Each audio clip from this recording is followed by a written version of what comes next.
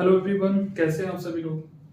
तो last video में हमने एटॉमिक साइज या एटॉमिक रेडियस स्टार्ट कर दी थी। आज पीरियोडिक टेबल का 7th लेक्चर है और एटॉमिक रेडियस को हम आगे कंटिन्यू करेंगे। आगे कंटिन्यू करने से पहले मैं बताता हूँ आपको, कल जो चीज़ें हमने पढ़ी थी उनका हम एक बार रिवाइज करने वाले हैं। एटॉमिक रेडियस एटॉमिक साइज के बारे में क्या बताया था मैंने। न्यूक्लियस और वैलेंस इलेक्ट्रॉन के बीच में सीधी जो डिस्टेंस होगी उसे हम एटॉमिक साइज या एटॉमिक रेडियस बोलेंगे। अब एटॉमिक रेडियस का डायरेक्ट मेजरमेंट तो पॉसिबल है नहीं, इसलिए मैंने बताया इसे इनडायरेक्टली मेजर किया जाता है। डायरेक्ट मेजरमेंट नहीं हो सकता। इसके रीजंस क्या बताए थे। इसका एक रीजन तो ये बताया कि ऐसा हमें आइसोलेटेड एटम हमें मिलता नहीं है। ठीक है, नेचर में आइसोलेटेड एटम एग्जिस्ट नहीं करते, वो एटम दूसरे एटम के साथ बॉन्ड बना के रहते हैं। दूसरा रीजन ये बताया कि इलेक्ट्रॉन अगर हमें आइसोलेटेड एटम मिल भी गया तो ये जो इलेक्ट्रॉन की बाउंड्री है, ये हम डिसाइड नहीं कर सकते, क्योंकि इस इलेक्ट्रॉन की जो पोजीशन होती है उसमें अनसर्टेनिटी होती है। ये समझाई जाती है हाइजेनबर्ग अनसर्टेनिटी प्रिंसिपल से। ठीक है, तो आइसोलेटेड एटम हमें मिल भी गया तो हम ये नहीं बोल सकते कि एटम में इलेक्ट्रॉन क्लाउड इस सर्टेन एज तक है। तो इसलिए हमें एटॉमिक रेडियस का डायरेक्ट मेजरमेंट पॉसिबल नहीं है। अब डायरेक्ट मेजरमेंट तो पॉसिबल है नहीं, इसलिए इसे इनडायरेक्टली मेजर करने के लिए हमें दो एटम्स लेके, दो टचिंग एटम्स। उन दो टचिंग एटम्स में दोनों न्यूक्लियस के बीच में जो डिस्टेंस होगी उसे हम बोलेंगे इंटरन्यूक्लियर डिस्टेंस। इस इंटरन्यूक्लियर डिस्टेंस को मेजर करो और उसका हाफ कर दो, हमारे पास क्या आ जाएगी, एटॉमिक रेडियस आ जाएगी। इसके बाद मैंने बताया कि दो टचिंग एटम्स के बीच में जो बॉन्ड एग्जिस्ट करता है वो तो अलग अलग टाइप का हो सकता है वो कोवेलेंट बॉन्ड हो, मेटेलिक बॉन्ड हो, या फिर हो सकता है वॉटर बॉल्स बॉन्ड हो। तो इस बेसिस पे रेडियस भी अलग अलग टाइप की होती है। अगर कोवेलेंट बॉन्ड है तो कोवेलेंट रेडियस बोल देते हैं, आयनिक बॉन्ड है तो उसे आयंस बोल देते हैं, फिर उनकी रेडियस को आयनिक रेडियस बोला जाता है। मेटेलिक क्रिस्टल में दो मेटल्स के बीच में मेटेलिक बॉन्ड होता है तो वहाँ पे मेटेलिक रेडियस कंसीडर की जाती है। इस तरह से अलग अलग टाइप की रेडियस आती है, एटॉमिक रेडियस। उन सभी रेडियस में हमने कोवेलेंट रेडियस को कल हमने पढ़ लिया था। कोवेलेंट रेडियस में मैंने बताया जब दो कोवेलेंट बॉन्ड बनेगा दो एटम्स के बीच में, तो कुछ इस तरीके से थोड़ा सा ओवरलैप करेगा पार्ट, क्योंकि कोवेलेंट बॉन्ड के फॉर्मेशन के टाइम पे ओवरलैपिंग होती है। तो इस ओवरलैपिंग की वजह से ये थोड़ा सा इंटरन्यूक्लियर डिस्टेंस थोड़ी सी कम हो जाती है।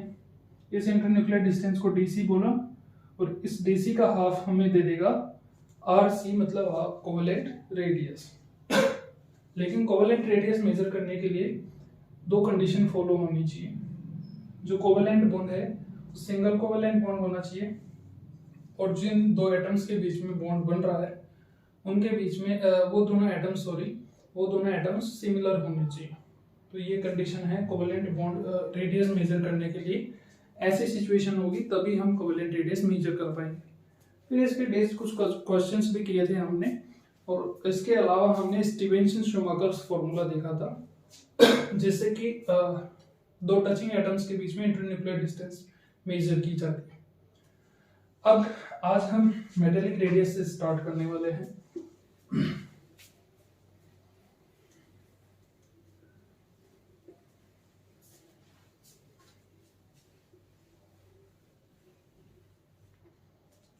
चलिए स्टार्ट करेंगे मेटेलिक रेडियस।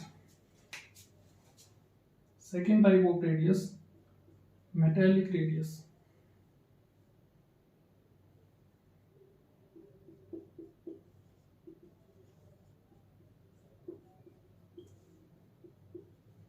मेटेलिक रेडियस को मैं रिप्रेजेंट कर रहा हूं आर एम से। ठीक है, अब मेटेलिक रेडियस में मेजर की जाएगी, मेटेलिक रेडियस की जाएगी मेटल एटम्स होनी चाहिए। तो जो मेटेलिक क्रिस्टल होते हैं तो उनमें दो मेटल एटम्स किस तरीके से होते हैं, इस तरीके से एक दूसरे को टच करते हुए अरेंज रहते हैं, क्योंकि दोनों मेटल एटम्स के बीच में मेटेलिक बॉन्ड होगा। और मेटेलिक बॉन्ड की ये कंडीशन है, मेटेलिक बॉन्ड की ये खासियत है कि वहां पर ओवरलैपिंग नहीं देखने को मिलेगी, जैसा कि आपको कोवेलेंट बॉन्ड में देखने को मिलती है। तो यहाँ पे जाहिर सी बात है कि दो न्यूक्लियस के बीच में इंटरन्यूक्लियर डिस्टेंस, ये वाली इंटरन्यूक्लियर डिस्टेंस थोड़ी कोवेलेंट रेडियस के कंपैरिजन में, कोवेलेंट रेडियस में जो सिचुएशन बन रही थी उस कंपैरिजन में थोड़ा सा ज्यादा होगी। इसे मैं बोल रहा हूं dm, और हाफ ऑफ dm क्या होगा, हाफ ऑफ dm होगा metallic radius, half of dm होगा मेटालिक रेडियस। ठीक है, लिख लेते हैं इसको, half of internuclear distance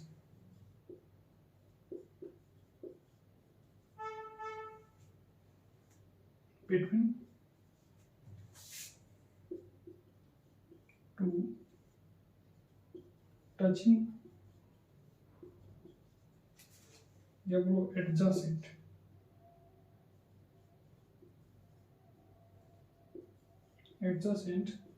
metal atoms, ठीक है, in metallic crystal,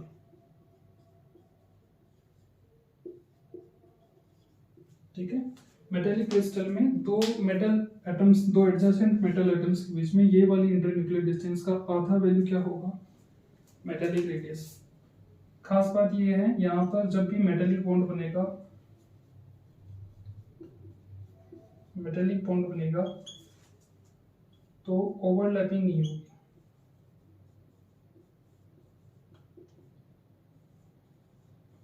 ठीक है, ओवरलैपिंग नहीं होगी। इसके बाद एक फैक्टर वो है जो कि इस मेटेलिक रेडियस को अफेक्ट करता है।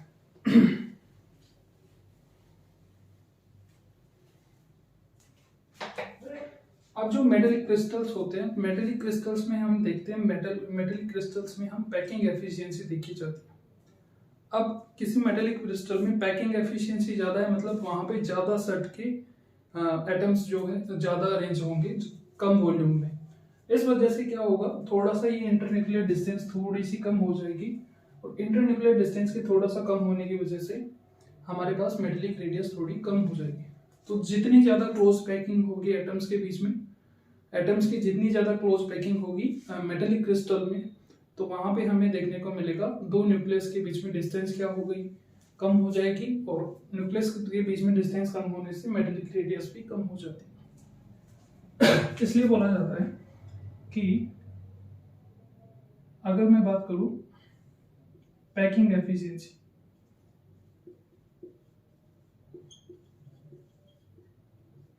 Packing efficiency of metallic crystal, अगर packing efficiency of metallic crystal अगर ये चीज इंक्रीज होती है, ठीक है, तो इंटरन्यूक्लियर डिस्टेंस कम होती है,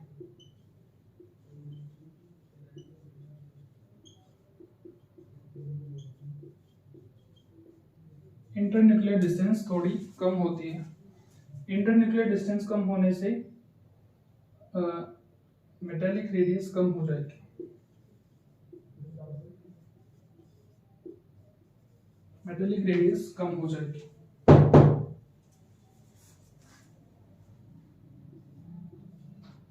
इसलिए Rn inversely proportional to packing efficiency of metallic crystal,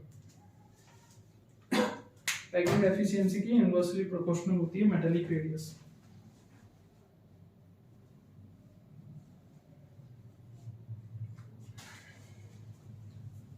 ठीक है, तो इस तरीके से हमने मेटालिक रेडियस के बारे में पढ़ा।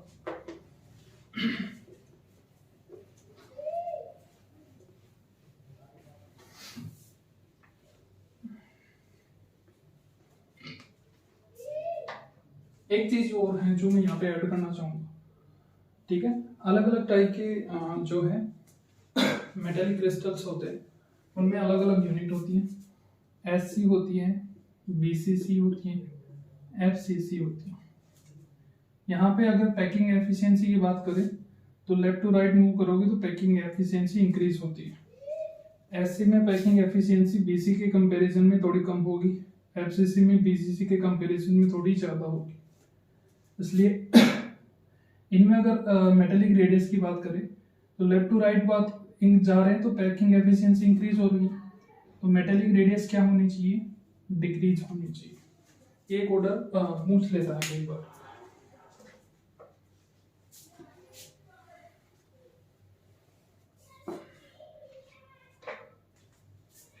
ठीक है, अब डिस्कस करते हैं थर्ड टाइप ऑफ रेडियस,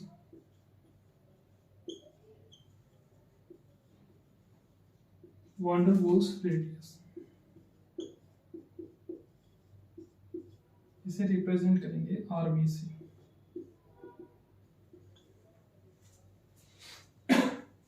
देखो, जो वान डेर वाल रेडियस हम कब कंसिडर करेंगे, जब दो एटम्स के बीच में क्या हो, वान डेर वाल्स बॉन्ड हो।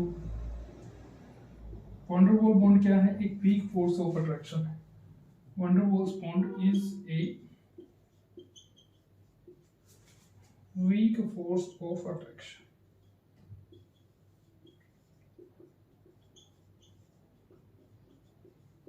ठीक है, ये वीक फोर्स ऑफ अट्रैक्शन है, इसे एक्चुअल बॉन्ड इसे नहीं माना जाता।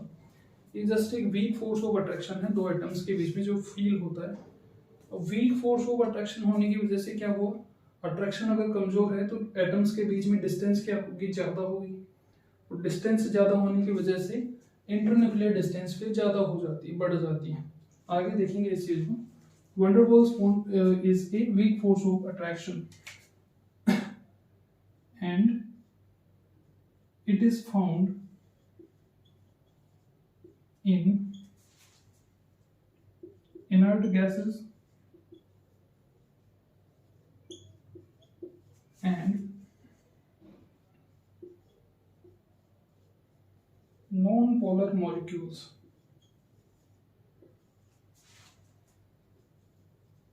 of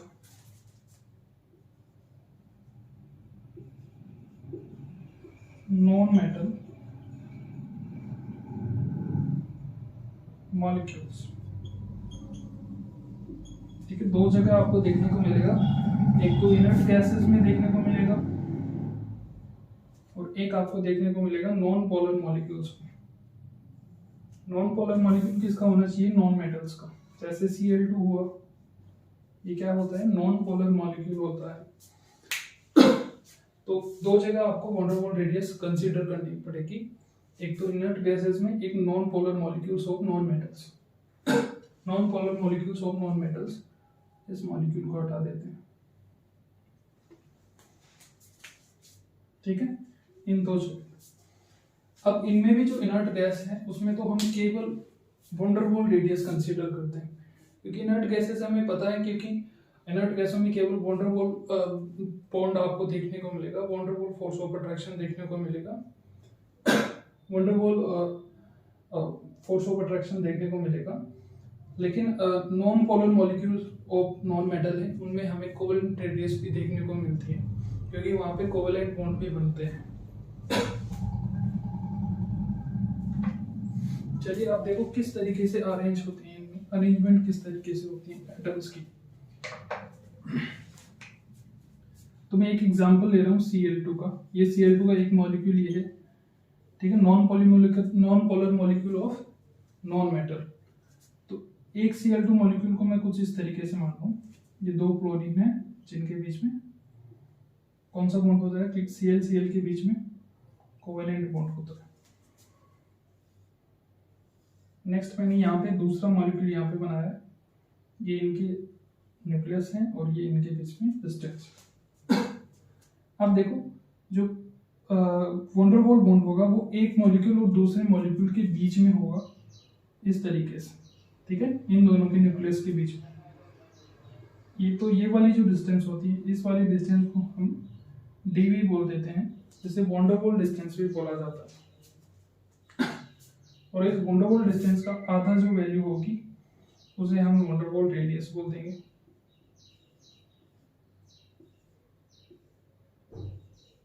ठीक है, इसका आधी वैल्यू क्या हो जाएगी, वान डेर वाल रेडियस।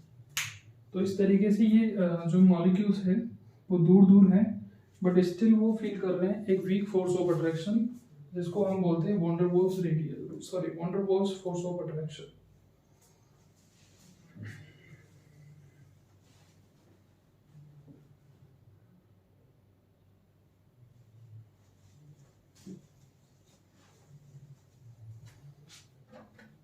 चलिए आगे बढ़ते हैं।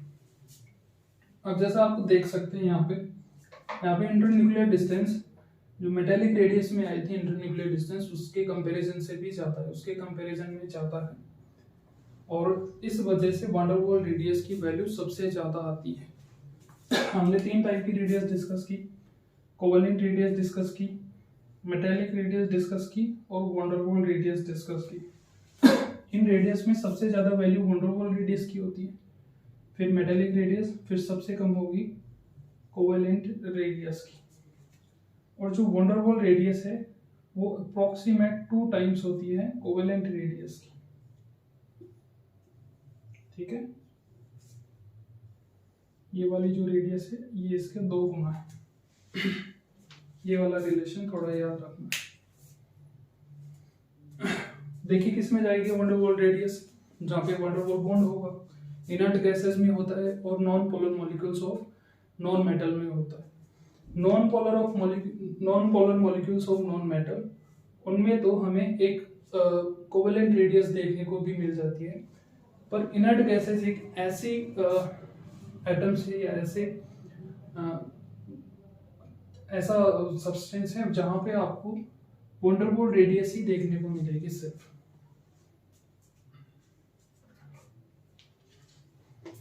चलिए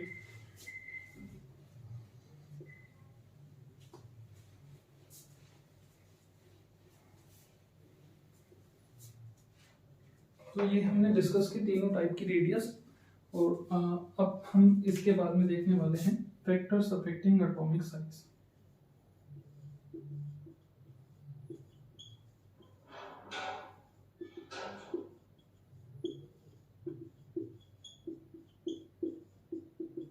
factors affecting atomic size, atomic size को कौन से फैक्टर्स अफेक्ट। तो पहले जो बात करेंगे वो करेंगे इफेक्टिव न्यूक्लियर चार्ज, या बोलो जेड इफेक्ट की बात करेंगे। देखिए जेड इफेक्ट जब इंक्रीज होगा, जब भी जेड इफेक्ट इंक्रीज होगा, इसका मतलब क्या हुआ, नेट अट्रैक्शन इंक्रीज होगा। Net attraction between nucleus and valence electron क्या होगा, इंक्रीज होगा। Net attraction between nucleus and valence electron increase होगा। अब न्यूक्लियस और वैलेंस इलेक्ट्रॉन के बीच में अगर अट्रैक्शन इंक्रीज हो रहा है तो ये धीरे धीरे पास में आने स्टार्ट होंगे। पास में आने स्टार्ट से इनके बीच में लीनियर डिस्टेंस कम होगी, और लीनियर डिस्टेंस कम होने से एटॉमिक साइज क्या होगी, कम हो जाएगी। तो एटॉमिक साइज क्या हो जाएगी, कम हो जाएगी। तो जो एटॉमिक साइज है किस तरीके से डिपेंड कर रही है, जेड इफेक्ट पे। Atomic size inversely proportional to Z effect. ठीक है, कुछ इस तरीके से डिपेंड कर रही है जेड इफेक्ट। जेड इफेक्ट अगर इंक्रीज करेगा तो एटॉमिक साइज डिक्रीज होगी। अब मान लीजिए कोई एलिमेंट है E, इसने क्या किया, एक इलेक्ट्रॉन रिलीज किया, और इलेक्ट्रॉन रिलीज करके इसने बना दिया E+, और एक इलेक्ट्रॉन यहाँ पे रिलीज किया जो हमने शो किया। अब हम बता सकते हैं कि यहां से जब हम यहाँ पे गए हैं तो नंबर ऑफ इलेक्ट्रॉन तो 1 से डिक्रीज हुआ है, नंबर ऑफ इलेक्ट्रॉन तो 1 से क्या हुआ है, डिक्रीज हुआ है, और नंबर ऑफ प्रोटॉन्स जो कि न्यूक्लियस में थे वो उतने सेम टू सेम हैं। इस वजह से क्या हुआ, जो शील्डिंग इफेक्ट होगा, सिग्मा की जो वैल्यू होगी वो कम हो जाएगी, और जेड तो वो का सेम रहा। जेड के सेम रहने से और इलेक्ट्रॉन की कमी आने से हमें ओवरऑल क्या देखने को मिलता है, इफेक्टिव न्यूक्लियर चार्ज में थोड़ी सी कमी आ जाएगी। सॉरी, कमी नहीं, थोड़ा सा इफेक्टिव न्यूक्लियर चार्ज तो बढ़ जाएगा। ठीक है, इफेक्टिव न्यूक्लियर चार्ज बढ़ने से यहाँ पे साइज में थोड़ी कमी आ जाती है। इसलिए किसी भी एटम का जो कैटायन जब बनेगा, वो कैटायन अपने जो उसका मूल एटम है उससे थोड़ा सा साइज में छोटा रहेगा। सिमिलरली बात करें अगर इलेक्ट्रॉन गेन करेगा, इलेक्ट्रॉन गेन करके ये A माइनस बनाता है। ठीक है, एक एटम है, इलेक्ट्रॉन गेन करके A माइनस बनाता है।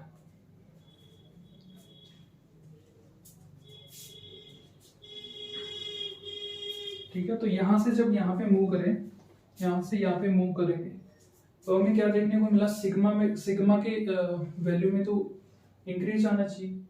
इंक्रीज क्यों आना चाहिए? क्योंकि इलेक्ट्रॉन्स की नंबर ऑफ इलेक्ट्रॉन्स इंक्रीज हो रहे हैं। और जेड इफेक्ट में क्या आनी चाहिए? कमी आनी चाहिए। अब जेड इफेक्ट में अगर कमी आएगी, इसी कारण से यहाँ पे A माइनस की साइज इस A के कंपैरिजन में थोड़ी सी ज्यादा हो जाएगी। इसलिए किसी भी एटम का एनाइन जब बनाएंगे, किसी भी एटम का एनाइन जब बनाएंगे तो वहां पे साइज थोड़ा सा इंक्रीज हो जाती है। ठीक है, इसे लिख लेते हैं।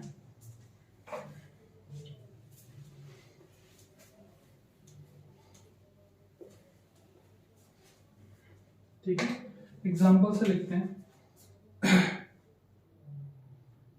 पहले एक बार नोट करो, एटम, ये एटम का कैटायन ये हमेशा इससे छोटा होगा।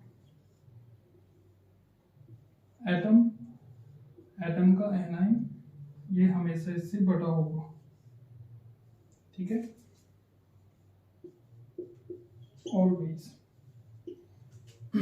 ऑलवेज हमें ऐसी सिचुएशन देखने को मिलेगी। ऐसा क्यों होता है? एक के एग्जांपल से समझ लेते हैं। मान लीजिए सोडियम है,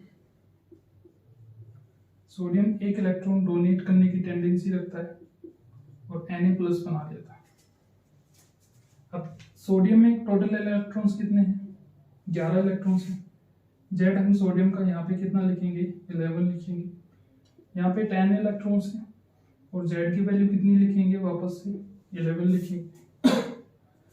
इसलिए हम जेड इफेक्ट की अगर बात करें तो वो क्या होगा? Z minus sigma. अब इलेक्ट्रॉन की कमी आने से यहाँ से जहाँ जब मूव किया तो इलेक्ट्रॉन की कमी आने से सिग्मा में क्या हो गया? सिग्मा की वैल्यू कम हो गई। इसलिए जेड इफेक्ट क्या हो जाएगा? इंक्रीज हो जाएगा। जेड इफेक्ट के इंक्रीज होने का मतलब है नेट अट्रैक्शन इंक्रीज होना। नेट अट्रैक्शन बिटवीन न्यूक्लियस और वैलेंस इलेक्ट्रॉन के बीच में नेट अट्रैक्शन का इंक्रीज होना। इंक्रीज हो जाएगा तो उसकी वजह से डिस्टेंस कम हो जाएगी, इंटरन्यूक्लियर डिस्टेंस कम हो जाएगी, और इंटरन्यूक्लियर डिस्टेंस कम होने से हमें एटॉमिक साइज में कमी देखने को मिलेगी।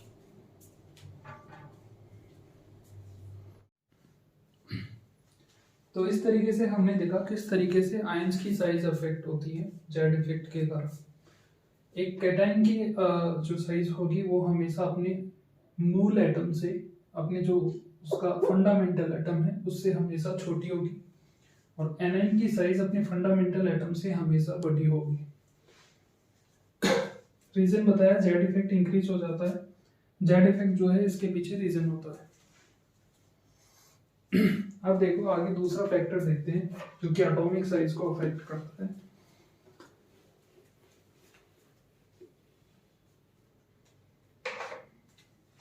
दूसरा फैक्टर है number of shells. Number of shells, इसे एन से रिप्रेजेंट कर रहा है। ठीक है, अब पता है नंबर ऑफ सेल्स इंक्रीज जब होंगी किसी भी एटम में, एन की वैल्यू अगर इंक्रीज होती है, 2 से 3 होती है, 3 से 4 होती है, तो साइज ऑफ एटम क्या होगी? एटॉमिक साइज क्या होगी? एटॉमिक साइज जाहिर सी बात है इंक्रीज होगी। ठीक है, तो atomic size number of shell पे किस तरीके से डिपेंड कर रही है? कुछ इस तरीके से। ठीक है, नंबर ऑफ सेल्स इंक्रीज होंगी तो एटॉमिक साइज भी इंक्रीज होगी। तो ये दो फैक्टर हैं जो कि एटॉमिक साइज को अफेक्ट करते हैं। इन्हीं के बेसिस पे हम पीरियोडिक ट्रेंड्स देखेंगे कि down the group atomic size में क्या चेंज आते हैं, along the period atomic size में क्या चेंज आते हैं। चलो देखते हैं अब periodicity in atomic size.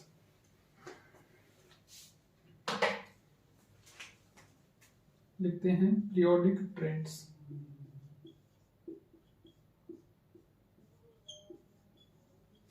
Periodic trends in atomic size.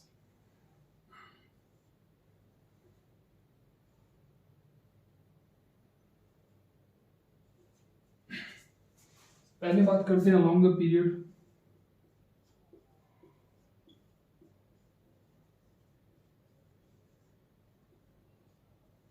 Along the period बात करें तो पीरियड में हमेशा पीरियोडिक टेबल में लेफ्ट टू राइट मूव करना होता है, जैसे हमने जेड इफेक्ट में किया था, लेफ्ट टू राइट मूव करेंगे। तो लेफ्ट टू राइट मूव करेंगे तो हमें ये देखने को मिलेगा कि नंबर ऑफ सेल तो किसी भी एक, अगर पर्टिकुलर पीरियड के एलिमेंट्स की बात करें तो नंबर ऑफ सेल तो सभी में एक पर्टिकुलर पीरियड के एलिमेंट सारे एलिमेंट्स में सेम ही होता है। तो n तो हमेशा सेम रहेगा, लेफ्ट टू राइट मूव करो चाहे राइट टू लेफ्ट मूव करो। इसके अलावा Z effect left to right move करने पर हमेशा इंक्रीज होता है, इंक्रीज होता है, सॉरी। इसलिए क्या होगा, जेड इफेक्ट के इंक्रीज होने से क्या होगा, साइज जो है एटम का वो डिक्रीज होना चाहिए, क्योंकि अट्रैक्शन इंक्रीज हो जाएगा वैलेंस इलेक्ट्रॉन और न्यूक्लियस के बीच में, इसलिए साइज में क्या होना चाहिए, कमी आनी चाहिए।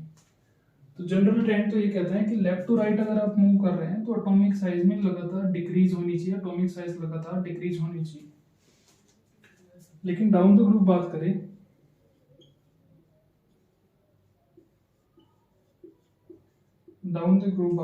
तो ग्रुप में हम मूव करेंगे top to bottom. Top to bottom move करेंगे, जैसे एक पीरियड से दूसरे पीरियड में, तीसरे पीरियड में, चौथे पीरियड में जाएंगे तो n की वैल्यू तो लगातार क्या होगी, इंक्रीज होगी। और जेड इफेक्ट का हमने लास्ट लेक्चर में पढ़ा था कि जेड इफेक्ट हमेशा क्या होता है, लगभग कांस्टेंट रहता है।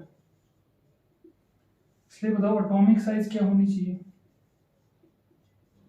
एटॉमिक साइज क्या होनी चाहिए, इंक्रीज होनी चाहिए। क्यों इंक्रीज होनी चाहिए, क्योंकि नंबर ऑफ सेल्स इंक्रीज हो रहे हैं इसलिए। तो ये जनरल ट्रेंड्स हैं। पीरियोडिक टेबल में अगर आप लेफ्ट टू राइट मूव करेंगे तो एटॉमिक साइज में कमी आएगी, और डाउन द ग्रुप जाएंगे तो एटॉमिक साइज इंक्रीज होगी। ये है जनरल ट्रेंड्स। लेकिन सभी जनरल ट्रेंड्स हर जगह फॉलो नहीं होते, क्योंकि फॉलो इसलिए नहीं होते, कुछ एक्सेप्शंस आते हैं बीच बीच में। इसलिए हम कुछ एग्जांपल्स देखेंगे और क्या क्या एक्सेप्शंस हैं उनको नोट करेंगे। सबसे पहले बात करते हैं, हम स्टार्ट करते हैं सेकंड पीरियड से। ठीक है, सेकंड पीरियड में कौन कौन से एलिमेंट आते हैं, lithium, beryllium, boron, carbon, nitrogen, oxygen, fluorine और नियोन, ये सारे एटम्स आते हैं सेकंड पीरियड में।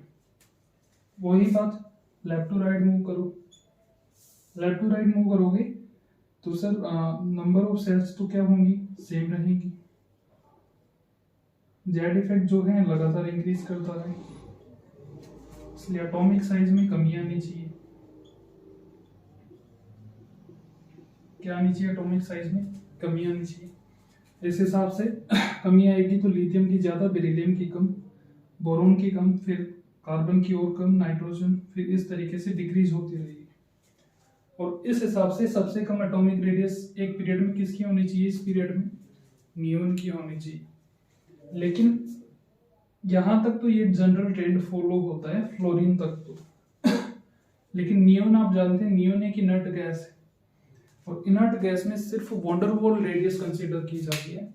और वंडरवॉल रेडियस जो है वो किसी अन्य दूसरी रेडियस, अदर रेडियस के कंपैरिजन में हमेशा ज्यादा होती है। इसलिए इसमें एटॉमिक साइज की वैल्यू इन सभी के कंपैरिजन में सबसे ज्यादा आती है। सबसे कम आनी चाहिए लेकिन सबसे ज्यादा आएगी, इसलिए नियोन का, ये नियोन इस ऑर्डर में यहाँ पे आता है, यहाँ पे आएगा नियोन। ठीक है, तो ये एक एक्सेप्शन हो। थर्ड पीरियड की बात कर लेते हैं।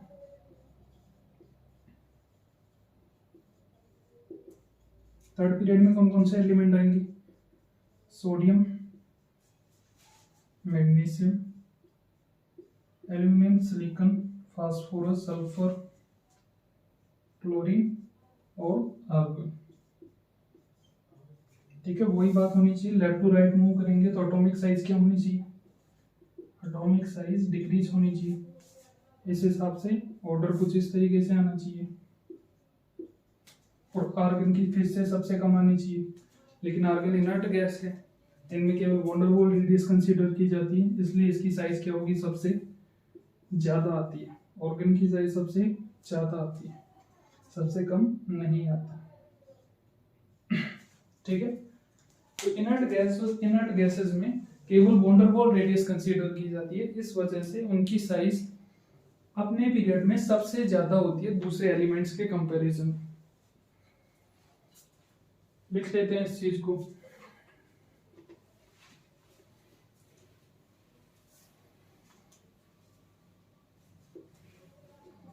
लिख लेते हैं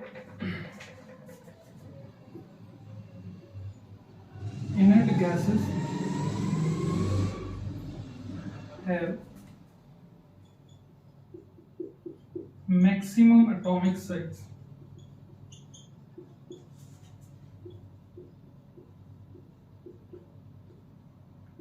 in their period because in inert gases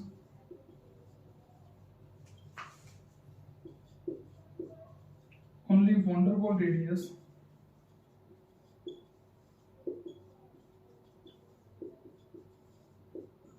is considered। ठीक है, इनर्ट गैसेस की केस में केवल van der Waals radius consider की जाती है। अगर फर्स्ट पीरियड की बात करें तो फर्स्ट पीरियड के एलिमेंट्स कौन से हैं, एक हाइड्रोजन है और एक हीलियम है।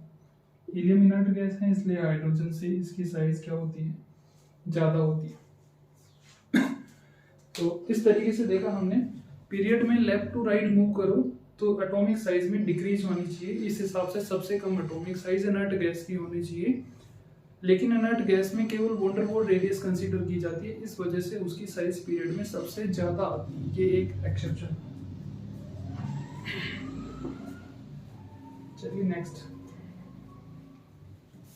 आगे बात करते हैं। 3D सीरीज में देख लेते हैं एक बार, 3D सीरीज में क्या वेरिएशन है। अब देखो 3D सीरीज के एलिमेंट्स कौन से हैं, scandium, titanium, vanadium, chromium, manganese, ferrous, cobalt, निकल, कॉपर एंड जिंक।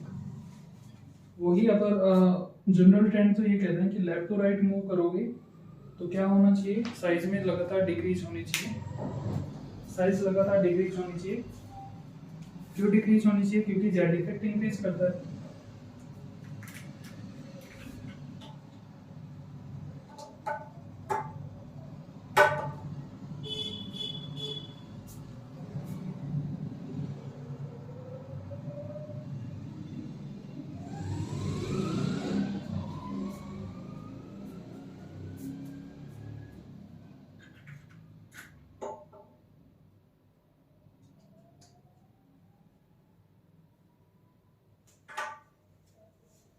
ठीक है, जनरल ट्रेंड तो क्या कहता है कि लेफ्ट टू राइट अगर आप मूव करते हैं तो पीरियोडिक ट्रेंड तो ये बोलता है कि एटॉमिक साइज में लगातार कमी आनी चाहिए, क्योंकि जेड इफेक्ट की वैल्यू बढ़ती है। पर यहाँ पर भी आपको जनरल ट्रेंड से हट के कुछ देखने को मिलेगा। स्कैंडियम से अगर मैग्नीज की बात करें, स्कैंडियम से मैग्नीज तक जाओगे तो साइज डिक्रीज होगी, जनरल ट्रेंड फॉलो होगा। पर यहाँ पर साइज जो है वो थोड़ी इक्वल रहती है, लगभग अप्रोक्सीमेट। फिर यहाँ से यहाँ पर साइज जो है बढ़ने लगती है। तो यहाँ पे जो जनरल ट्रेंड फॉलो होता है मैग्नीज तक, फिर यहाँ पे एटॉमिक साइज क्या होती है, इक्वल रहती है, फिर यहाँ पे थोड़ा थोड़ा इंक्रीज होने लगती है। मैग्नीज की जो साइज है फेरस से ज्यादा होती है। अब इसका रीजन क्या बताया जाता है, देखो यहाँ पे जो है जेड इफेक्ट, एक तो है जेड इफेक्ट और एक है सीडिंग इफेक्ट। यहाँ पे साइज क्योंकि यहाँ तक डिक्रीज हो रही है, इसका रीजन बताया जाता है कि जेड इफेक्ट शील्डिंग इफेक्ट पे डोमिनेंट रहता है। यहाँ पे रीजन क्या बताया जाता है, जेड इफेक्ट जो है वो लगभग बैलेंस्ड रहता है शील्डिंग इफेक्ट से, इसलिए एटॉमिक साइज में कोई चेंज नहीं होता। यहाँ पे जेड इफेक्ट जो है उस पर डोमिनेट कर जाता है शील्डिंग इफेक्ट, इस वजह से एटॉमिक साइज में हमें इंक्रीज थोड़ा सा बढ़ोतरी देखने को मिलती है। यहाँ से यहाँ पे मूव करेंगे तो ये रीजन है इस चीज का। अब ये ऐसा वेरिएशन यहाँ पे क्यों देखने को मिल रहा है, क्योंकि इलेक्ट्रॉन कहाँ पे एंटर कर रहा है, 4s2 3d1 होता है इसका, फिर इसका 3d2 होता है, 3d3 होगा। जैसे जैसे डी में इधर से इधर मूव करेंगे लेफ्ट टू राइट, तो डी में नंबर ऑफ इलेक्ट्रॉन्स क्या होने लग जाएंगे, इंक्रीज होने लग जाएंगे। नंबर ऑफ इलेक्ट्रॉन्स डी में इंक्रीज होने लग जाएंगे और डी की शील्डिंग पुअर शील्डिंग होती है, ठीक है। इसलिए इस वजह से शुरू में तो जेड इफेक्ट इस पे डोमिनेट रहता है, पर बाद में नंबर ऑफ इलेक्ट्रॉन्स यहाँ पे आने के बाद पेयरिंग चालू हो जाएगी इलेक्ट्रॉन्स की, और पेयरिंग चालू होने से क्या हो जाएगा, जो इलेक्ट्रॉन का रिपल्शन ज्यादा हो जाता है, इस वजह से शील्डिंग इफेक्ट जेड इफेक्ट को बैलेंस कर देता है। अब फिर इतने इलेक्ट्रॉन हो जाएंगे आगे और नंबर ऑफ इलेक्ट्रॉन्स और ज्यादा हो जाएंगे 3d ऑर्बिटल में, इस वजह से फिर क्या होगा, शील्डिंग इफेक्ट डोमिनेट कर जाएगा जेड इफेक्ट पे। तो ये रीजन बताया जाता है 3d सीरीज में एटॉमिक साइज के लगातार ना इंक्रीज होने का।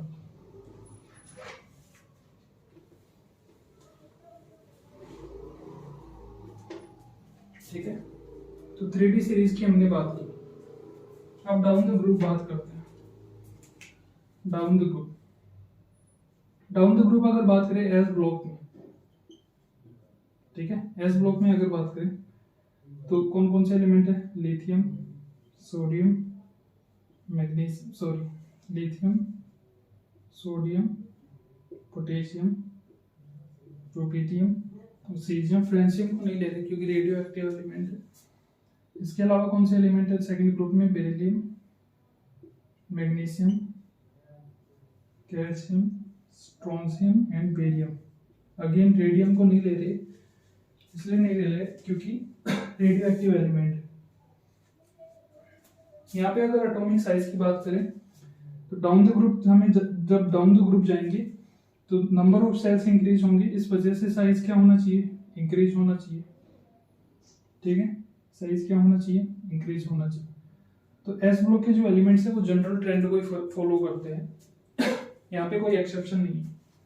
पर कई बार साइज इन दोनों ग्रुप के एलिमेंट्स को देखे, एक साथ देखे, साइज का कंपैरिजन करवा देते हैं। तो वहां पे बेरिलियम का साइज जो है वो सबसे कम होगा, फिर लिथियम का साइज उससे ज्यादा होगा, फिर मैग्नीशियम पे आना है, इसके बाद सोडियम पे जाना है, सोडियम से कैल्शियम पे, कैल्शियम से स्ट्रोंशियम पे जाना है, स्ट्रोंशियम से बेरियम पे जाना है, फिर पोटेशियम पे मूव करना है, पोटेशियम से रुबिडियम, रुबिडियम से सीजियम। ये ऑर्डर होता है।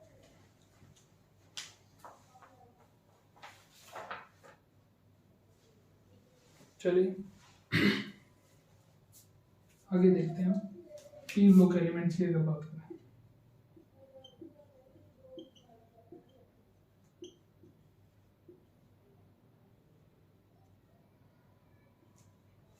पी ब्लॉक में हमें एक एक्सेप्शन देखने को मिलता है ग्रुप में, वो मिलता है 13th ग्रुप में। 13th ग्रुप में कौन कौन से एलिमेंट है, बोरोन, एल्यूमिनियम, गैलियम, इंडियम और थैलियम। तो वही डाउन द ग्रुप जाएंगे तो नंबर ऑफ सेल्स क्या होंगी, इंक्रीज होंगी। इंक्रीज होंगी तो एटॉमिक साइज इंक्रीज होनी चाहिए। पर हमें क्या देखने को मिलता है, बोरोन से एल्यूमिनियम जाओगे तो साइज इंक्रीज होती है, पर एल्यूमिनियम से गैलियम जाते हैं तो साइज लगभग कांस्टेंट रहती है, इसके बाद वापस से इंक्रीज होने लग सकती है। इसका रीजन है ट्रांजिशन,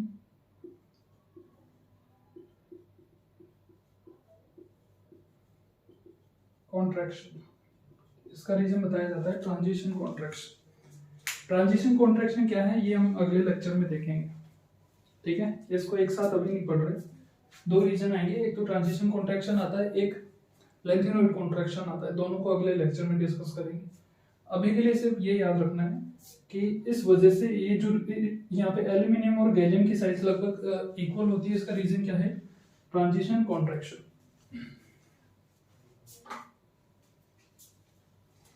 तो पी ब्लॉक में 13th ग्रुप का आपको ध्यान रखना है।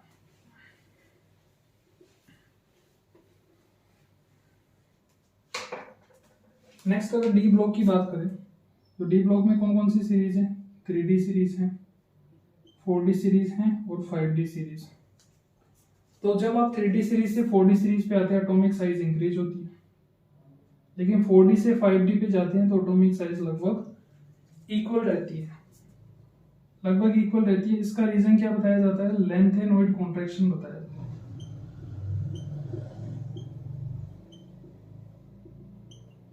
इसका रीजन बताया जाता है लेंथेनॉइड कॉन्ट्रैक्शन। क्या होता है लेंथेनॉइड कॉन्ट्रैक्शन में?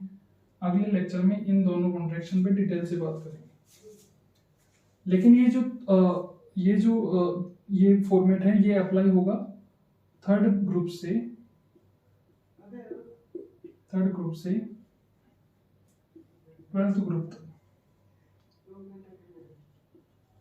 थर्ड ग्रुप से 12th ग्रुप तक ये वाला फॉर्मेट अप्लाई होगा, लेकिन सॉरी 4th ग्रुप से अप्लाई होगा, लेकिन थर्ड ग्रुप में ये वाला फॉर्मेट अप्लाई नहीं होगा।